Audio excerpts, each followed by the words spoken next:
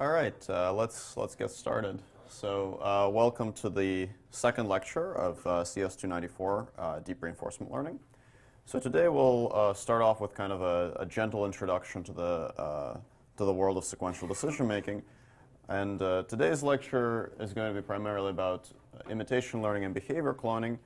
It's going to be a little bit relaxed in terms of the technical content, so you can sort of sit back and relax and enjoy the show. But on Wednesday, we'll have kind of a crash course on optimal control, and that's going to be kind of the opposite. That's going to be mathematically a lot more involved. So if you're a little bit relaxed today, then please do come in on Wednesday, kind of ready to get to work. So here's what we're going to discuss today. I'm going to present you with the definition of sequential decision-making problems. I'll sort of work our way from regular supervised learning that you might all be used to sequential decision-making. I'll talk about imitation learning, which is basically supervised learning for decision-making problems. I'll talk about whether direct imitation learning works, how we can make it work more often, and then I'll talk about some case studies, some recent research papers in deep imitation learning. I'll tell you what those research papers do and how that sort of illustrates a few of the different facets of this problem. And you'll have a homework assignment on imitation learning that'll be out next week, and there you'll get to experiment with some of these things on your own. And then I'll conclude by talking about what's missing from imitation learning, basically why we need the whole rest of this course and why we're not done today. So here are the goals for today's lecture. Hopefully at the end of today's lecture you'll understand the definitions and the notation for decision-making problems. You'll understand basic imitation learning algorithms, and actually the algorithms that you'll need for homework 1, they're all going to be presented in today's lecture. And then you'll hopefully understand their strengths and weaknesses a little bit. Okay.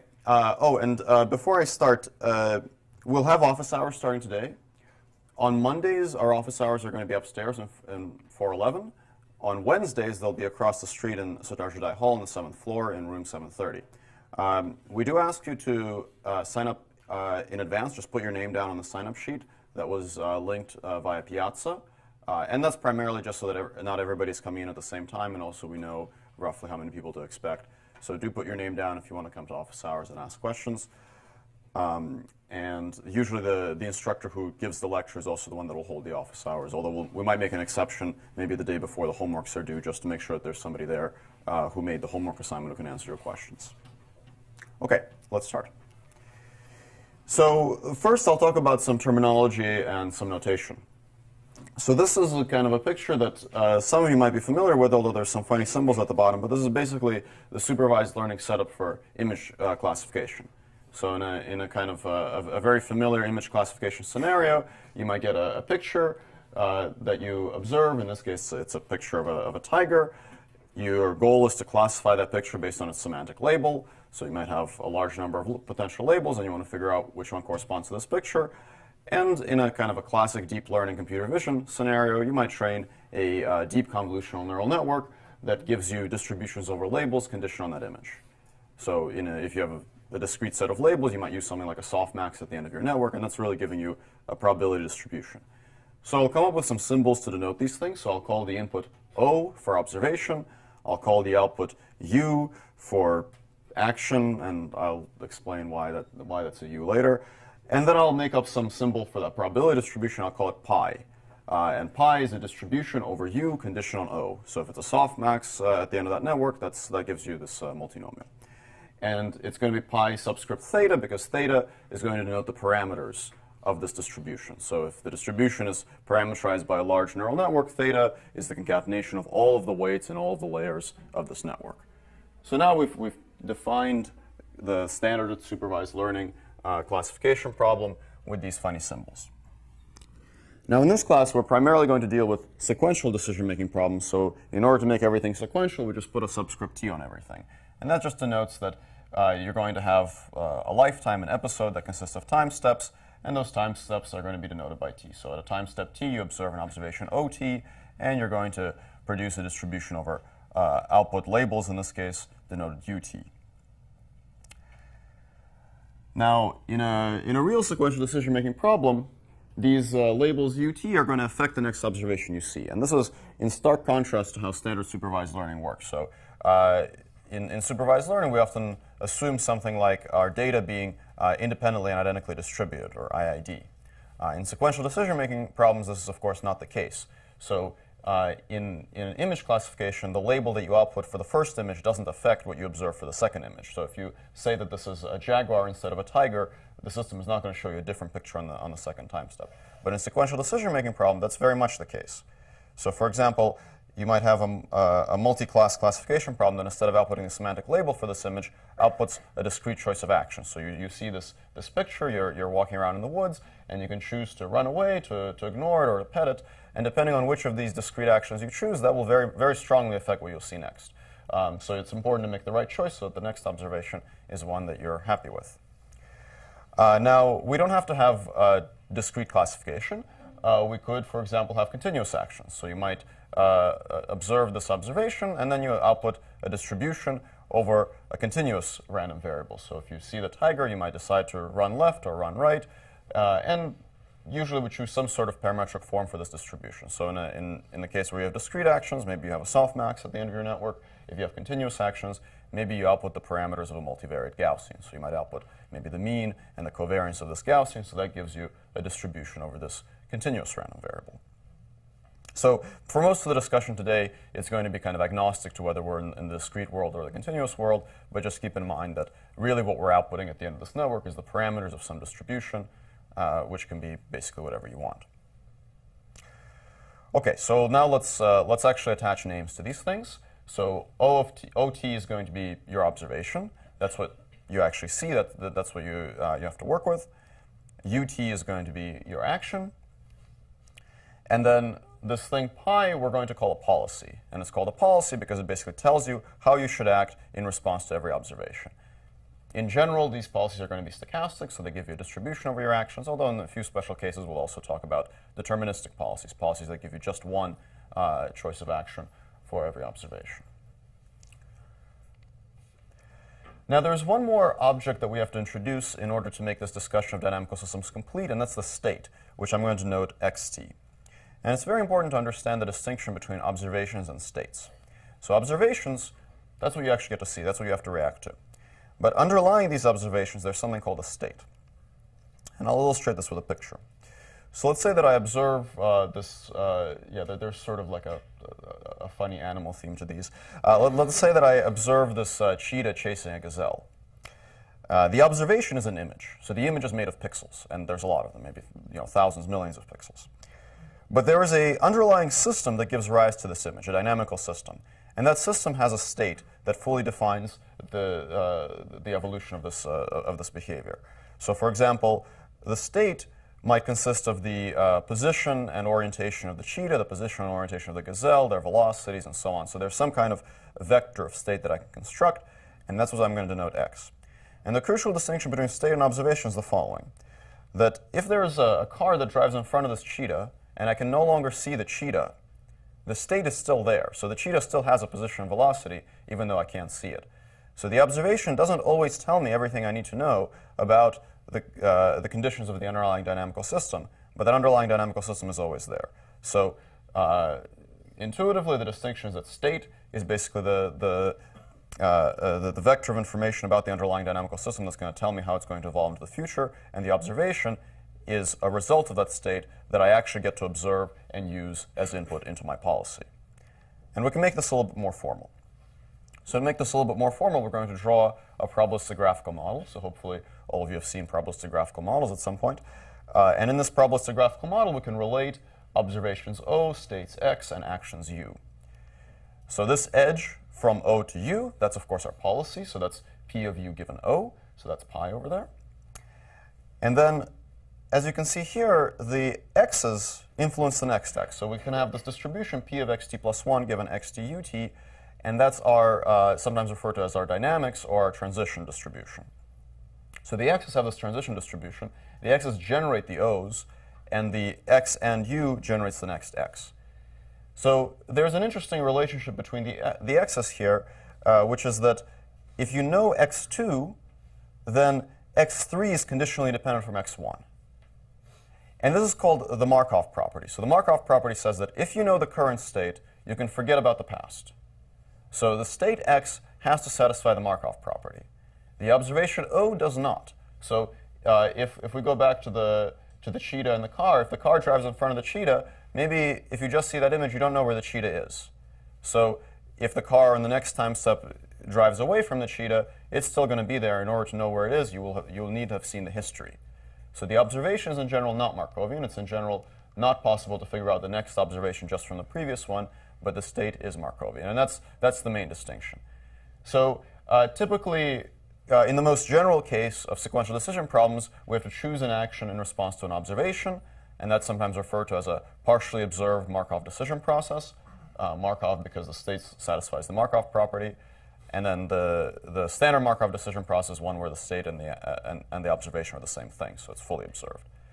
Now, in many of the lectures, we'll kind of muddle up our notation a little bit, and we'll use O and X interchangeably, just because it's kind of inconvenient to always have to deal with this observation distribution. And many of the problems that you'll deal with, they are fully observed, so you don't need to worry about this distinction. But in the most general case, do remember that the most general setting for these sequential decision problems is where you have an observation that is the result of the state, but the observation itself is not Markovian. So in most places where you see pi of u given x instead of pi of u given o, you can kind of mentally substitute o in there. And if that's not true, then we'll tell you. So in some of the discussion of value iteration, for example, it'll be you'll actually need the state. But in a lot of the discussion today, you can imagine it can be dependent either on the state or on the observation. OK, does anybody have any questions about this formalism? OK, good. So this is very important to understand. This is going to come up again and again for the rest of the course. OK, a little bit of history about this funny notation. So you will have noticed that the word observation starts with an O, but the word action doesn't start with a U. And we'll actually use a few different symbols to denote these things in this class. So in today's lecture, I'm using X and U, X to denote state and U to denote action. This is sort of a popular notation in optimal control, maybe a little bit less popular in reinforcement learning. You might have also seen this notation where the letter S is used to denote state and the letter A is used to denote action, which makes a lot of sense because those are the letters that those words start with in English. So the X and U notation, very popular in optimal control, was popularized by a number of control theorists. One of them is Lev Pantaryagin in the first half of the 20th century. The S and A notation was popularized in the world of dynamic programming, partly by this guy named Richard Bellman. So there's sort of different historical origins for these. And in case you're wondering why in optimal control state is X and U is action, well, X is sort of a natural choice for a random variable, and U is the first letter of the word action in Russian, which Lev Pantaryagin was Russian, so that's the letter he used. And then, of course, a lot of these mathematical techniques were developed during the Cold War, where they were used to, for guiding missiles and so on. The applications we'll talk about in today's lecture are a lot more peaceful, but the notation sort of stays with us. OK, so let's talk about imitation learning. So for imitation learning, we'll transition away from this animals theme to something that's maybe a little bit more familiar and maybe a little bit more interesting to some of you. Instead of trying to avoid the tigers, we'll talk about autonomous driving. Autonomous driving is a very nice domain in which to talk about imitation learning because everybody, well, not everybody, but many of us know how to drive, and we can generate data for driving and so on. So we'll just replace our observations with images from a vehicle's onboard camera, and our actions U are going to be the commands that you give to the vehicle, how you turn the steering wheel and how you push on the gas and brake. So a very natural way to think about solving these kinds of sequential decision-making problems is basically the same way that we solve our standard computer vision problems. We collect some data, so we get a human to drive a vehicle. We record their O's and their U's. We basically record the observations from the camera on their vehicle and record the steering commands that they make. That goes into our data set, our training data. And then we're going to just run our favorite supervised learning method. We'll run stochastic gradient descent to train this network that will output, let's say, a Gaussian distribution over continuous actions. So we do supervised learning, and out comes pi theta U given O. So hopefully all of you have some idea in your head of how you could do this, provided you have the data. Just treat this as though it was a standard supervised learning problem. That's a very reasonable thing to start with. Does anybody have any ideas about kind of one thing that might go wrong with this? Yes? It only sees expert level examples, and so like Right. So the answer is it only sees expert level examples, so failure cases are not accounted for. Any other thoughts? Yes. The data is not IID. Yeah. So those are basically along the right on the right track. So the data is not IID. The data kind of only comes from the expert. You don't see that some of the failure cases that you might encounter. So let's do what sort of any good scientist will do and run a controlled experiment and see, like, does it work? So well, actually, before we run the controlled experiment, let's do what any good mathematician does and think about the theory, and then I'll show you the controlled experiment. So the theory says no. Why does it say no? Well, for the reasons that you guys mentioned, and I can also give you a little bit of kind of dynamical systems intuition for this. Let's say that you have a training trajectory. So I'll show you a lot of these plots. One axis is basically the state. You kind of imagine this fake world where the state is one-dimensional, and the other axis is time, so you can think of this as a trajectory through time. So if this is our training data, this is what the human showed us. And we do supervised learning to try to mimic basically the action taken at every time step. And then we run that policy. Well, it's going to start deviating a little bit from the training trajectory, because anytime you solve a regression problem, you make some small mistake, some epsilon error. And when you make a small epsilon error, what happens is you find yourself in a state that is some small epsilon away from where you were before. But now when you find yourself in that state, that's kind of coming back to the point about failure cases before, that state is different from any state you saw in the training set. So if you made a mistake before when you were at the same states as in the training data, now you'll make a slightly bigger mistake because you're at a different state, a state that's systematically different from anything you saw before. So you make a slightly bigger mistake, maybe it's a little bit bigger than epsilon, and now you find yourself in an even more different state. And then, of course, you make an even bigger mistake. So these mistakes kind of compound as you go forward. I'll talk about some more formal theoretical results later to try to quantify how badly they compound. But in general, as you make these mistakes, you find yourself in more and more different states, and you make bigger and bigger mistakes. So the theory says that, no, it shouldn't work. Your data is not IID. Your data didn't show you how you can recover from mistakes. So now how about the experiment? Well, this is a paper from NVIDIA where they did basically this. They had data from a human, and yes, it's a little bit disappointing at first. But then sort of in their little video, they say, okay, well, we were really scared of it hitting all these cones for a while, but then we collected a bunch more data, and then things kind of worked. So that's kind of interesting. And this guy's presumably comfortable enough to take his hands off the wheel and just let it go. And as far as I know, he's still alive, so all is good with the world. So what's going on? I mean, it's not IID, it's not showing failure cases, and the theory says that this is kind of not a good thing to do. So are they like breaking the law of math or something? Let's try to understand what's going on here after we watch the video a little bit. It's kind of cool. And if you're welcome to look up this paper too and read more about what they did. I'll try to get it linked from the course website. So if you look inside the paper and you try to find their interesting diagram that actually shows what's going on, it all looks very reasonable. You have some cameras, they go into a CNN. Of course, there's a CNN and there's a steering wheel and so on. But there's something kind of funny going on. You have these left camera, center camera, and right camera. What's up with that? Well, it turns out that this is what's going on. So they have 3 cameras on their vehicle. One looks straight, another one looks to the left, another one looks to the right, just a little bit, about 30 degrees off. And they take the images from the center camera, and they label them with a steering command that the human actually executed. So that's the standard supervised learning case I described before. And then they take the camera that's facing to the left, and they label it with the steering command that the human executed, plus a small turn to the right. And then they take the camera that's facing to the right, and they label it with a turn that's a little bit to the left. And now let's think about what happens when we do this. When the vehicle starts veering off the road into the traffic cones, for example, it's going to see something that looks a little bit like the images it saw from the left-facing camera. And the supervision that it got for those kinds of images was basically the action that the human took, plus a small turn to the right. So this training data is intentionally structured in such a way that the system is self-stabilizing, meaning that when it starts to deviate from its nominal operating regime, based on the training data, it knows it has to make a correction. So it's a trick, it's a hack, but it seems to work. All right. Well, that's pretty cool. Can we make this work more often? Can this idea be used for things other than cars? Can it be used for systems with more degrees of freedom, higher dimensional actions? Well, the answer is very likely yes, although I don't have the theory to prove this to you. But I will talk about some work in a subsequent lecture that makes use of this, but I'll just give you like a little preview of it right now. Basically, the idea is that your policy, if you just train on your training trajectory, will deviate because the errors will accumulate because it doesn't know how to fix mistakes.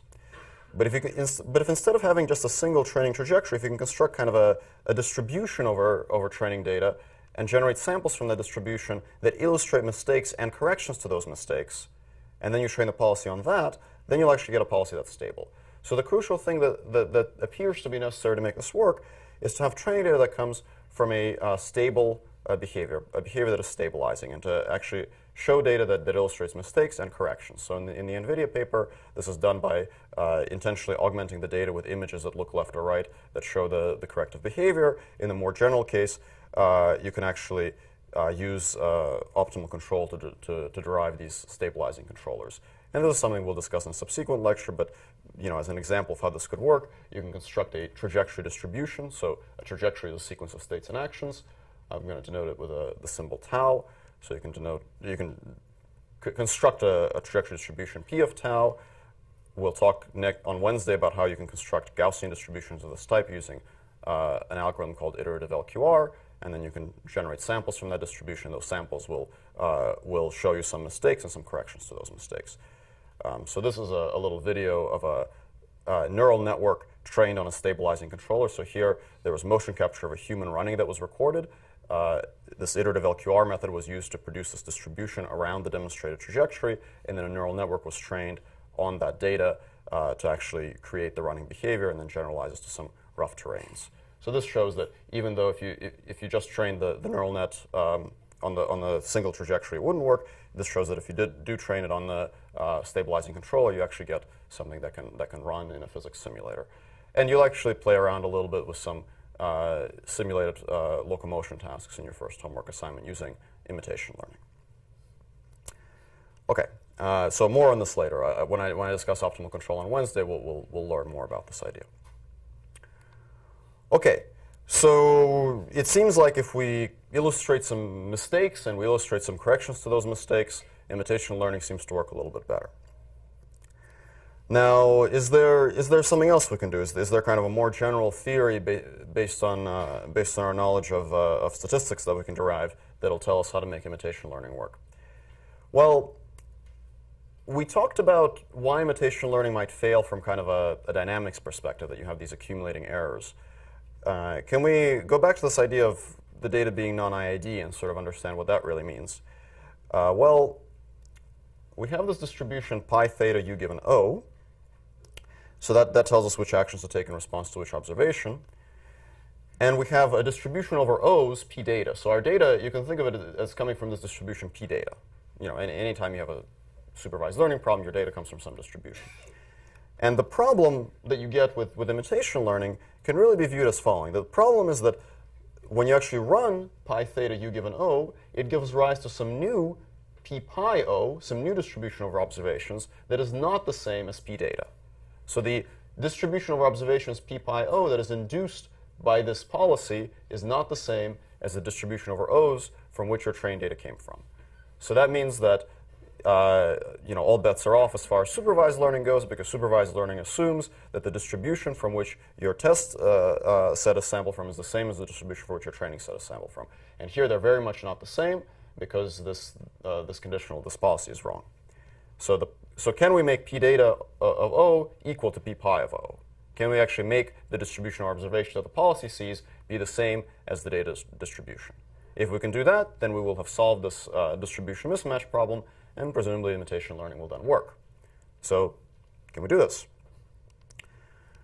Well, one way to do it is to get a really, really good policy, to get a policy pi u given O that is exactly the same as the expert's policy, because if it's exactly the same, then the observation marginals will come out the same too. But that's kind of tough, because the expert might have done something really strange that maybe we can't represent with any policy from our policy class. here's an interesting idea. What if instead of being really clever about our policy, what if we're instead very clever about how we collect our data? So instead of changing p-pi, what if we change p-data? Change our data distribution such that it matches the distribution of our observations observed when we run our policy. And that's the idea behind this algorithm called DAGR, which stands for Dataset Aggregation, by Rouse et al. From 2011. And this will be also posted on the course website. So DAGR is an algorithm that tries to change p-data. It tries to change the data distribution so that the distribution of our observations is the same as what you would get when you run your policy. And here's how it works. You can collect data from p-pi O just by running your policy pi. So if you actually run the policy pi, you let the computer drive the car, you'll see observations from the distribution p-pi. So the only problem then is that you need to somehow obtain your labels for those observations. So here's how the algorithm works. Step 1, you collect a bunch of data from a human, and then you train your pi theta using your favorite supervised learning algorithm. And then you're going to run pi theta to collect a new data set of observations. So you'll actually let the computer drive the car and see what happens. And you better hope that you have all the right licenses and permissions for this, because if you crash the car, the state of California is going to get on your case. So let it drive the car, and hopefully you have a good enough safety mechanism for it. And then we're going to ask a human to go through this data set dpi and label all the observations with what the human thinks is a good action. That's a little bit weird. I'll come back to why it's weird later. But let's say that you have a human who's really smart. You just show them these pictures, and the human just tells you, OK, oh, this picture means turn left. This picture means turn right. So the human is going to go through and label your data set. And then we're going to aggregate. We're going to basically construct a new data set that is the union of our old data set and this new labeled data set from where the observations came from pi theta and the optimal labels came from the human. And if you repeat this procedure enough, basically, the intuition behind why this works is that eventually most of your data set will consist of these observations that come from your policy, and the distribution shift problem will disappear. There's kind of a more elaborate proof for why this actually does well, but the short intuitive version is that eventually your data set will be composed primarily of data from your policy, and the distribution shift problem will go away. This is kind of a simplified version of the algorithm. If you actually go and read the paper, you'll find that there's a little bit of nuance. So for example, this step 2, you can actually run a mixture of the learned policy pi theta and the expert's policy. So you can have the human and the computer kind of stochastically trade off control, and that still works. So you can have a mixture coefficient beta that says with probability beta, the computer takes an action. With probability 1 minus beta, the human takes an action. And that's a good thing to have if you want, for example, to explain why this would still work if the human occasionally takes over or something like that. But the simplified version is that you just use the human data in step 1 and then use the computer to drive the car in step 2. Here's an example of DAGR being used to fly an autonomous quadrotor through a forest. So here the quadrotor is taking actions that are turning left or turning right. It's a continuous value, how far left and how far right you go. This is actually, in this video, I believe it's actually flying using some manually designed vision features, but we'll talk about later about a case study where they also use deep nets for this.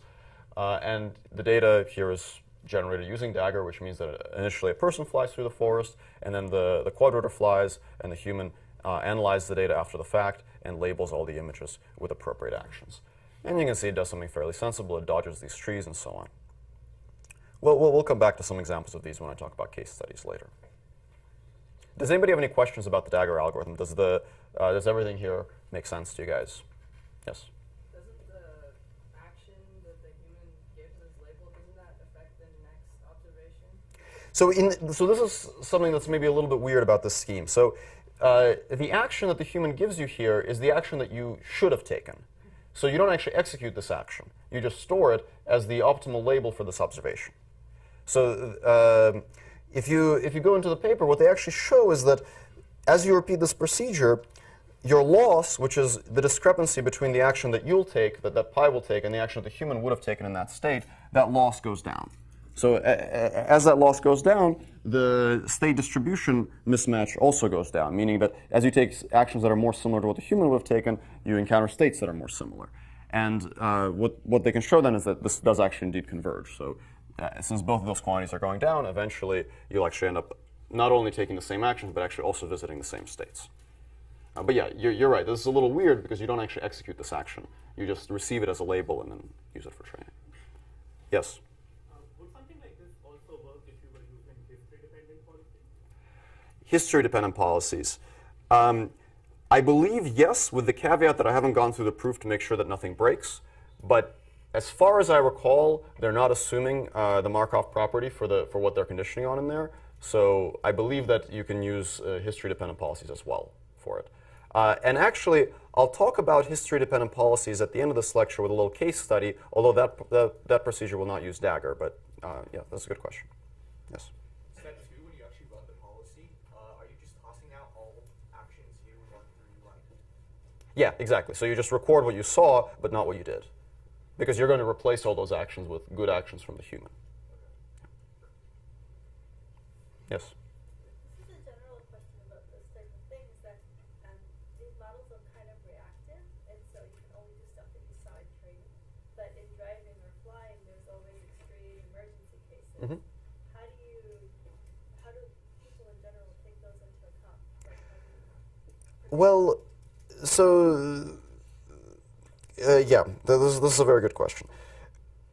I can kind of give an unsatisfying answer based on this algorithm, and the unsatisfying answer is this: that if your autonomous system is going to encounter some weird states when it's autonomously controlling the vehicle, then you will get some observations of those in here. If they're so rare that you don't get observations of those in here, then it's an open problem. But if they happen often enough that if you actually run that policy, you'll occasionally observe them, then this will still take care of it. Does that kind of answer your question? Yeah, so basically we're assuming that somewhere in the training data we're going to see every single possible emergency so that we trust that the car that we're in will do the right thing.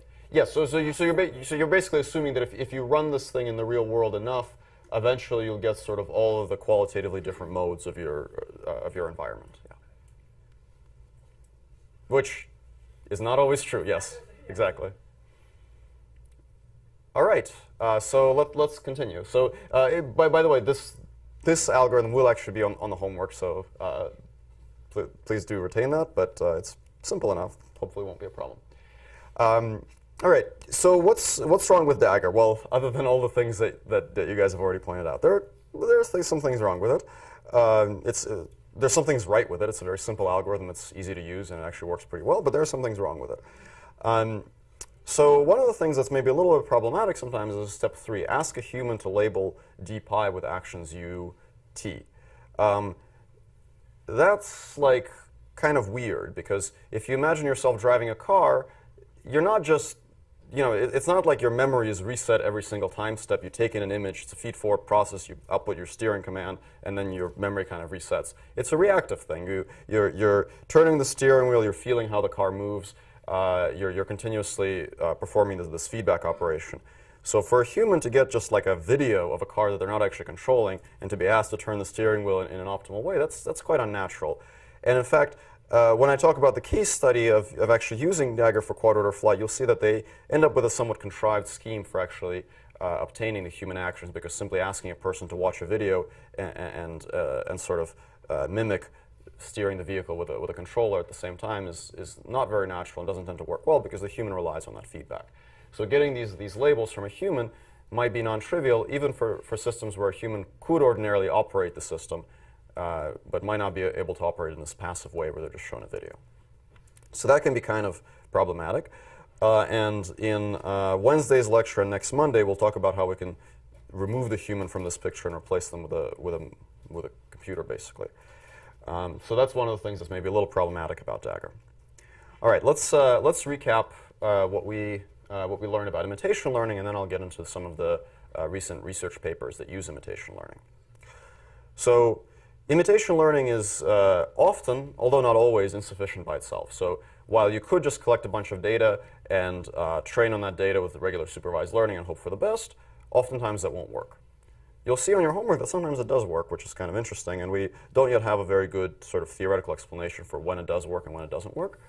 But sometimes it doesn't work, and we kind of understand why it might not work. It's the IAD stuff, the fact that you don't get to see mistakes.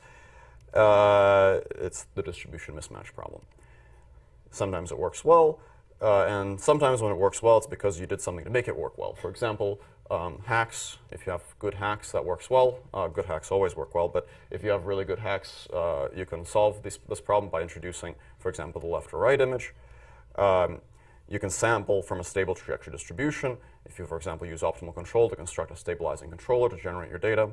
And then you can add more on-policy data, meaning data sampled from your current policy, for example, using Dagger, and that will address your distribution mismatch problem. So there are a bunch of things you can do to make imitation learning work better if it's not working well for you at the moment. All right. So let's talk about our first case study. So this is a paper on trail following for an autonomous quadrotor. This is from a group in Switzerland. And their goal basically is to fly a quadrotor down a forest trail and have it follow the trail without going off the side. So I'll just show you their video here, and I'll kind of talk over it a little bit. They have a very nice, well-produced video, and we'll try to link this from the course website as well. So it's a quadrotor which moves in 3D, but actually they're going to just abstract away the control problem to just a three-way classification problem. For every time step, they're going to classify the current scene as requiring the vehicle to fly forward, to fly left, or to fly right. So just to make it kind of simple and manageable. And yes, there are many benefits to trail following. It's a very relevant and timely problem. But actually, there's nothing specific here about trail following. You can use this for any kind of 2D navigation type thing. So yes, the control is being done from a monocular camera on board the vehicle. So it's sort of the most minimalistic kind of sensor that could be suitable here. And they're going to use imitation learning for this. So first, before they can use imitation learning, they need to collect some training data. So how are they going to collect the training data? Contrary to what this picture might suggest, they're not actually going to have a person drive the quadrotor. They're going to do something kind of clever and actually very simple. Because the thing is, you need to collect a very large amount of data for deep learning techniques to work well. And quadrotors have limited battery life. So in order to train this big network that they have with thousands of weights, they're not actually going to fly the quadrotor. They're going to do something that you'll see in a second.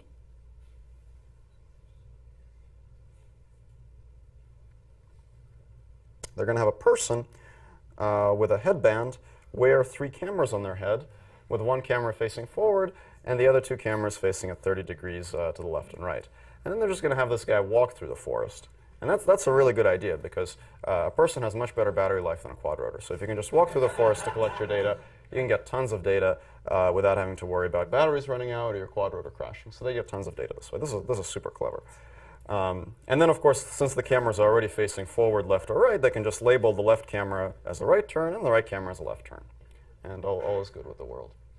All right, so they've got their data. Yeah, this is a picture of what it actually looks like. It's, you got to make sure your friends don't laugh at you, but otherwise it's okay. So they get 20,000 images. I bet they could have gotten more than that. It seems like you just ask everybody to wear one of these over the weekend or something. And then they just solve the resulting classification problem.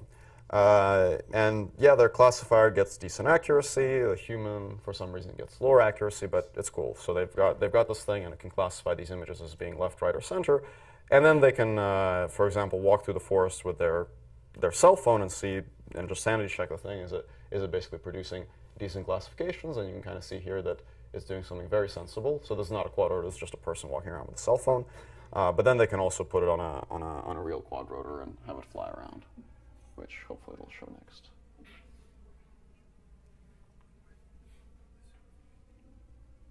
So this is basically, as far as why this works, it's kind of the same idea as with the NVIDIA car, right? It's if you were to just mimic the walking direction, that might be a little bit unstable, because for every single state you get observations left, right, and center. You actually get this natural stabilizing effect, and things tend to actually work pretty well.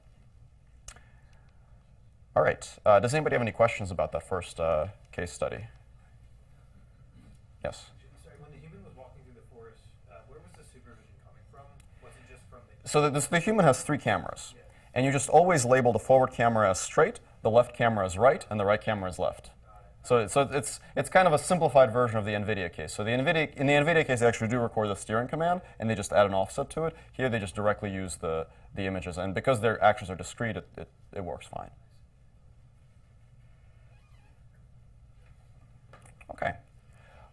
So let's move on to the second case study. So this is from the group at Carnegie Mellon that was involved in the Dagger work, and here they're going to be using Dagger for quadrotor flight, and they're also going to be doing some neat stuff with domain adaptation. So their goal in this work is going to be the following. They have data from their quadrotor with human labels flying in, let's say, a forest during the summer, and they'd like to make their quadrotor fly in a forest during the winter, where they have some either a limited amount of data or data without good human labels, and they'd like to do some domain transfer stuff. But this is also a good opportunity for us to discuss Dagger in a kind of a more practical context also. So again, this is the Dagger algorithm. You train your policy on some human data, then you collect data from your policy, ask a human to label it, and then aggregate, and then repeat the process.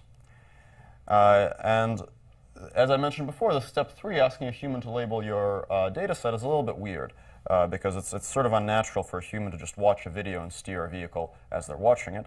So what they did is the following. They actually show the images from the onboard camera to the human kind of one at a time, so it's not a real-time control scenario.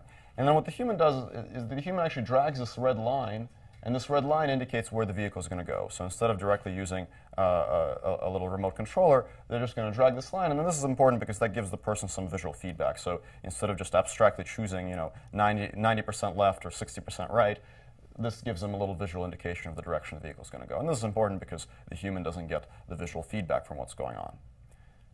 Not by itself particularly interesting from kind of a machine learning standpoint, but perhaps gets you thinking a little bit about the kind of data collection protocol that you might need to have if you want to get imitation learning to work really well. So that's the human producing that red line. And then they're going to train a convolutional network to map from the image to the action. The action in this case is a single real valued number. And they're going to do some neat domain adaptation stuff where if they have data for multiple domains, let's say a forest in the summer and a forest in the winter, they're going to train a network that has different upper layers, but in this case I believe it's an MMD loss, maximum mean discrepancy loss, that tries to get the representations in those upper layers to match up. We're not going to cover domain adaptation in detail in this class, but if you're interested in this, you're encouraged to read the paper. So here are some of their results. The kind of adaptation they play around with. One of the things they try is to transfer policy learn on one kind of quadrotor to another kind. So there's going to be some discrepancies both in the parameters of the camera and in the physics of the vehicle. They try to transfer from I believe a forest in Pittsburgh to a forest in Zurich. And then I believe they have one that's from summer to winter. I think this might be summer to winter, and this might be the forests in the two different geographical locales. And in these cases, they're just showing that they can use large amounts of data in the source domain and a limited amount of data in the target domain, and that their MMD thing actually does help them get policies that work in the target domain. And these are some of the images from the vehicles. The bar at the bottom shows the direction it wants to steer, so it sees this tree in front of it, and it steers hard left. It sees that things are mostly clear, and it steers mostly in the middle. So things are kind of working out there. Does anybody have any questions about this work? Okay, great. So now let me talk about the third case study. And this is coming back to the question earlier about histories.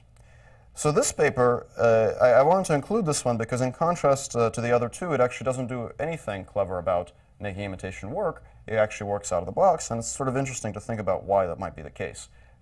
So in this paper, they're going to be doing some robotic manipulation skills. They're not dealing with vision here, so the input to the policy here is going to consist entirely of the low-dimensional positions of objects in the world.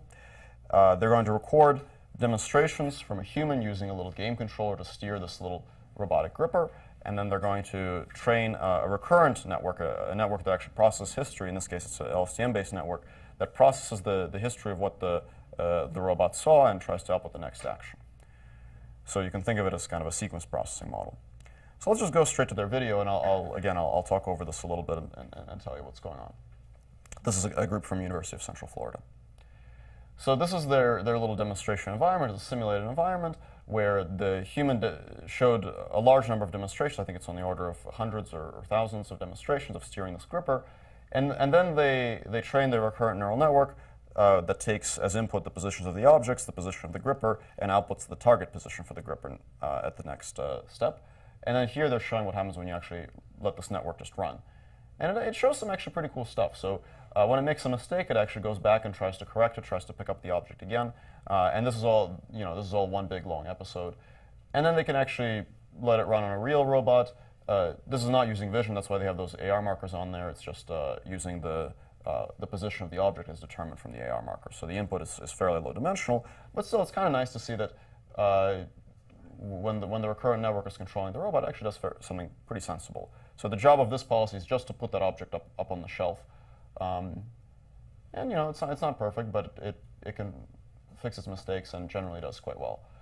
Here's another task that they did. Here the job of the robot is to push this object around to get it to the target region. So here it's not picking it up, it's just pushing it around with the fingers. And again, you can see it's not, it's not like it's the most optimal way to move it, but it's quite successful, and it does some fairly non-trivial things like coming around from the other side to push it in the opposite direction.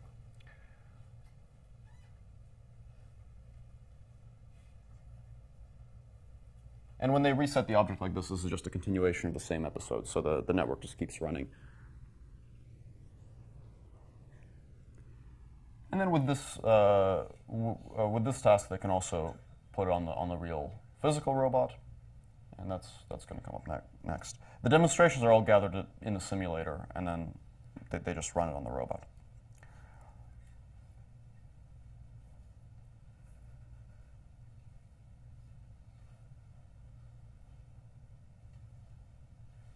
There it is. So the little hand-drawn square there shows where the object needs to go for the task to be successful.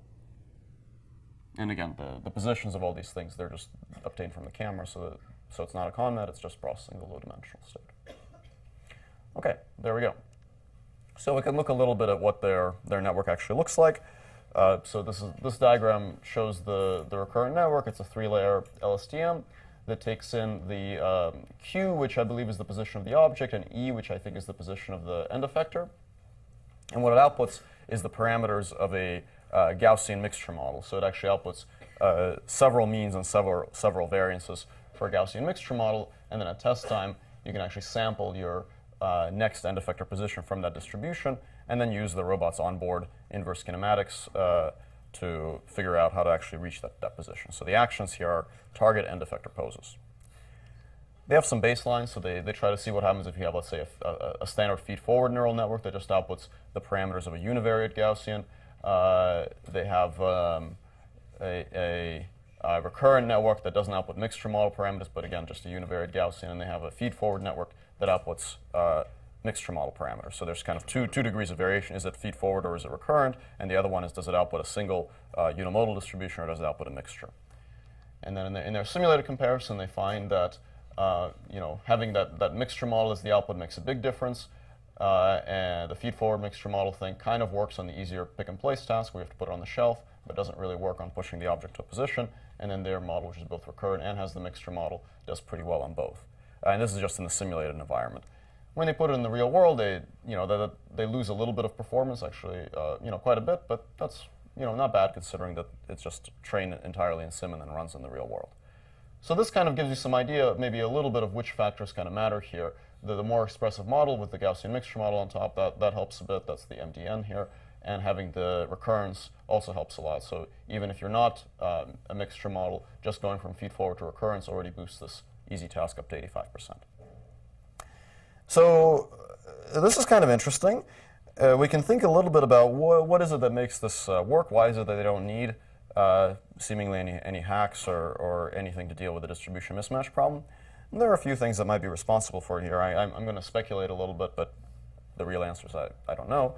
But I think one of the things that might matter here a bit is that when your actions are positions, when they're target positions for the end effector, that's sort of a relatively stable representation because errors from those target positions don't accumulate. So if you output the same target position every time, you'll eventually reach that position. Whereas if you output the same target velocity every time, then you'll sort of drift off into infinity. So it's a bit easier to stabilize a system when your actions are target positions because the robot itself is running some position controller under the hood that's stabilizing everything.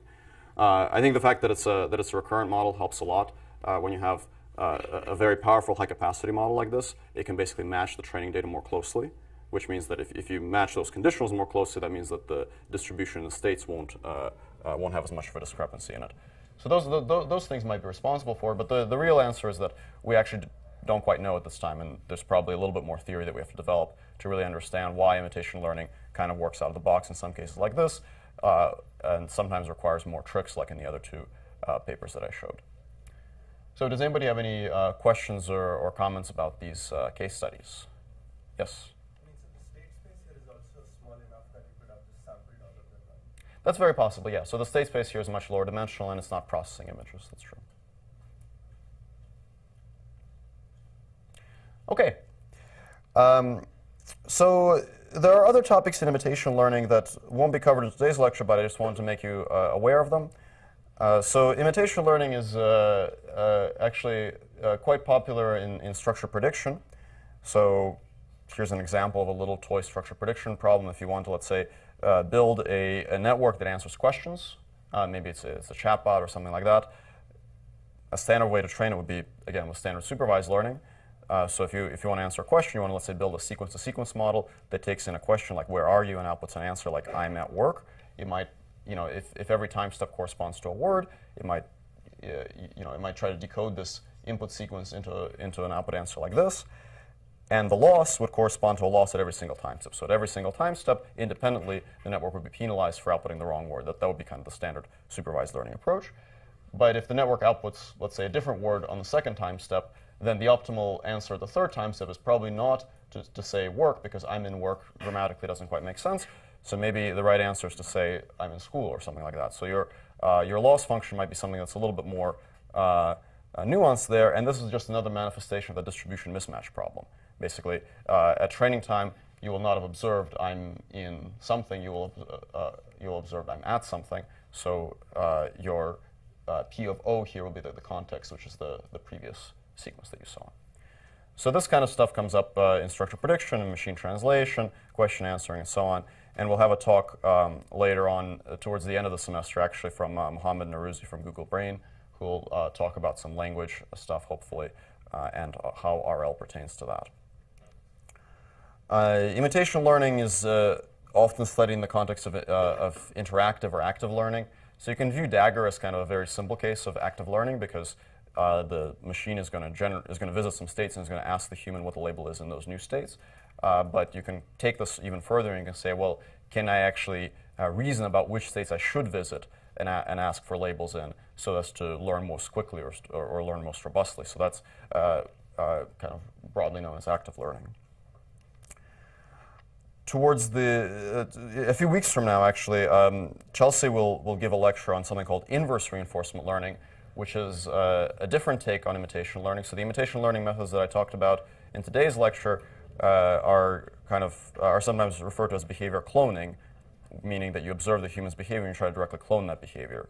A more indirect approach to imitation learning is what's called inverse reinforcement learning, where instead of directly copying the demonstrated behavior, you're trying to figure out what was the goal of the demonstrated behavior, and then you can figure out on your own, by collecting your own experience, how to satisfy that goal. So this is called inverse reinforcement learning, in the sense that reinforcement learning means you figure out the actions that will achieve the best reward. Inverse reinforcement learning is figure out the reward that goes with some example actions.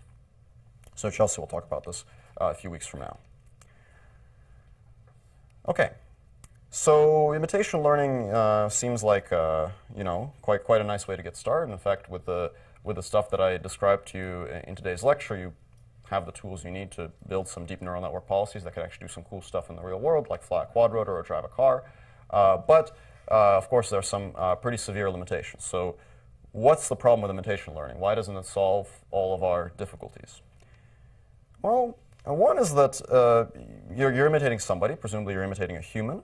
And the human needs to provide data, which is typically finite. Now, this might seem like a fairly mundane problem, but it's actually a particularly problematic issue when we're dealing with deep learning, because deep learning often works best when you have a lot of data. And in fact, the more data you have, the better it's going to work. So relying on a human to provide all of your data can be a little bit limiting. So deep learning works best when data is plentiful, because if your robot can collect data on its own, it can collect much more data. If your autonomous, interactive website can collect data on its own by interacting with users, that data can be a lot more plentiful. But if you're relying on a human to show everything, then you're going to hit a limit. Humans are not good at providing some kinds of actions. So humans are good at, for example, driving a car. Humans are good at walking through forest trails. If you're kind of clever about designing your data collection protocol, as we saw in the forest trails paper, you can actually get lots of data just from observing things that humans do naturally, like hike around in the forest. With a method like Dagger, it can be a little problematic if you want your actions to really correspond to the full 3D commands that you get from let's say, a remote controller for a quadrotor. That's why they had to use this funny red line method, because the continuous control that a human would ordinarily provide requires this feedback that is not present. So you can start running into problems even when you go to that level of detail. And then if you imagine wanting to control a quadrotor to perform some aerobatic maneuver, where you want to, let's say, directly control the voltages on the individual motors to delicately balance the thrust, well, that's not something that a human can provide, even in the best of cases. So there you're running into some issues. And then if you wanted to control something like this, a humanoid with 50+ degrees of freedom, you can put somebody in a harness or something, but if this thing has like 5 legs and 7 arms, then you're out of luck. So you quickly run into problems where, as your systems get more and more complex, just the ability of the human to dexterously and fluently operate that system is going to run into problems. And these are just the systems that we can wrap our heads around. If you imagine using deep reinforcement learning to control, to dynamically balance power allocation, a power grid or something like that, something that's not a system that humans typically control in the course of their daily lives, then you're going to run into much deeper problems. So imitation learning is great for the kind of systems that humans can readily operate, but it's going to hit some pretty hard limitations as you get to more complex systems. And then the third point is kind of, it's both practical and intellectual, which is that humans can learn autonomously, and it would be awfully nice if our machines could do the same.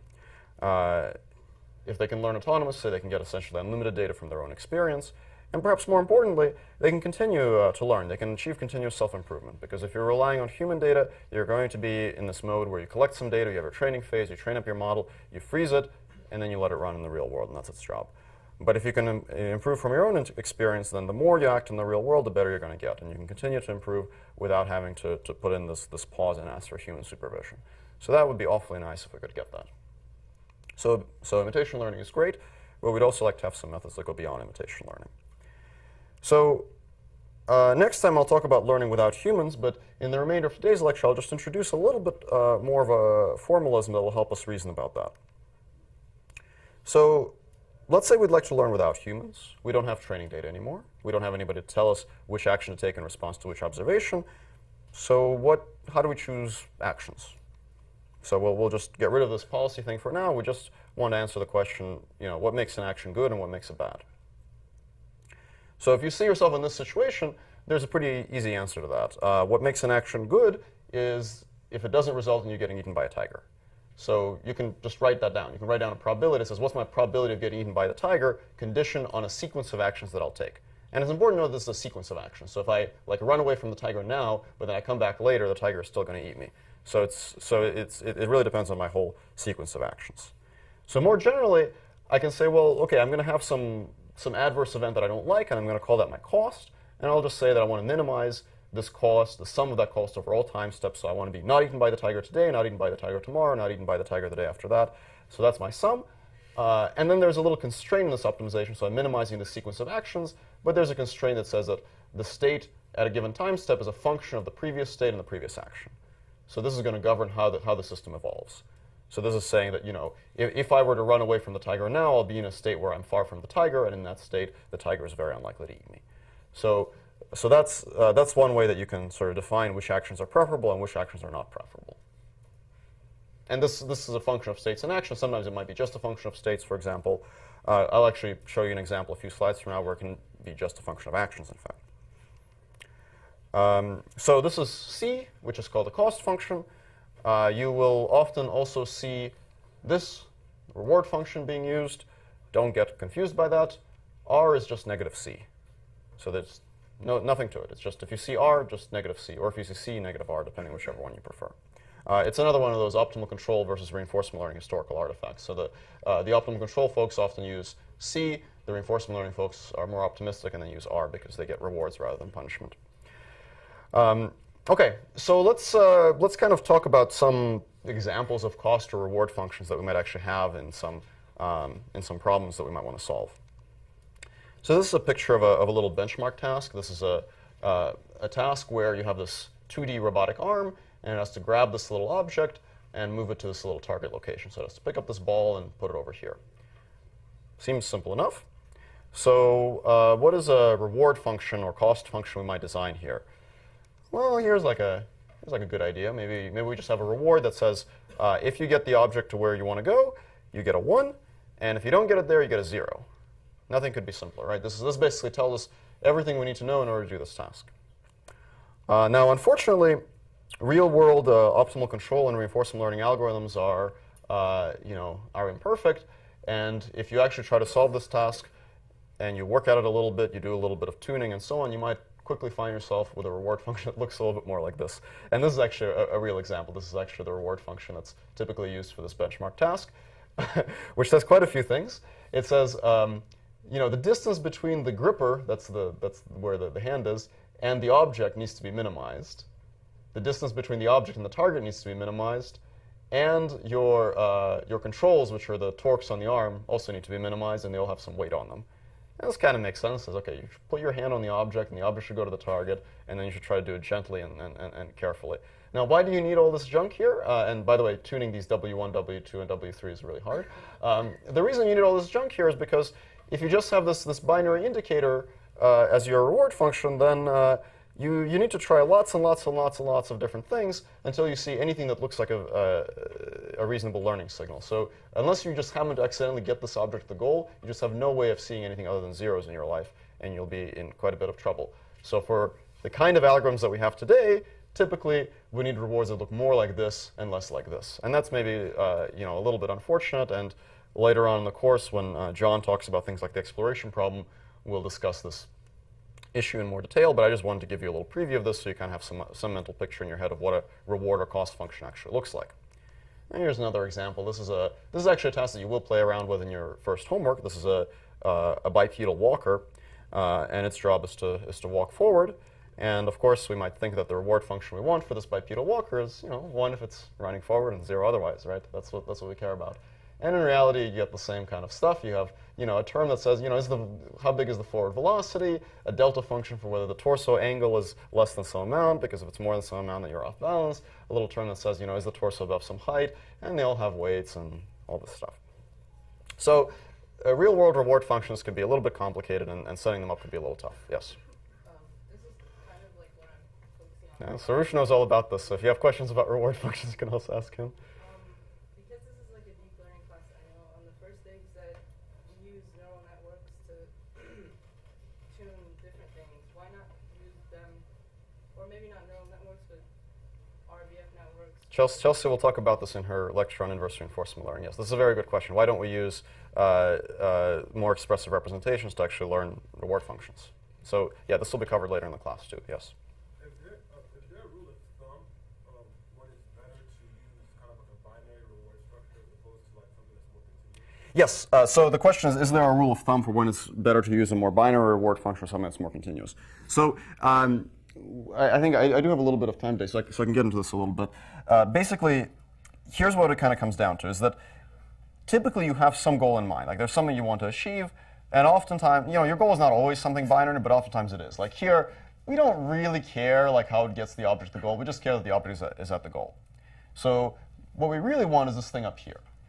And this is and the reason that we might want to use something else, like down here, is that our algorithm is not perfect. Our algorithm is not necessarily able to optimize some arbitrary non-smooth reward landscape. So all these additional terms that we add in here, they're going to make the optimization easier, but they're going to cause it to optimize the wrong objective. So they're going to push us further away from the place where we want to be.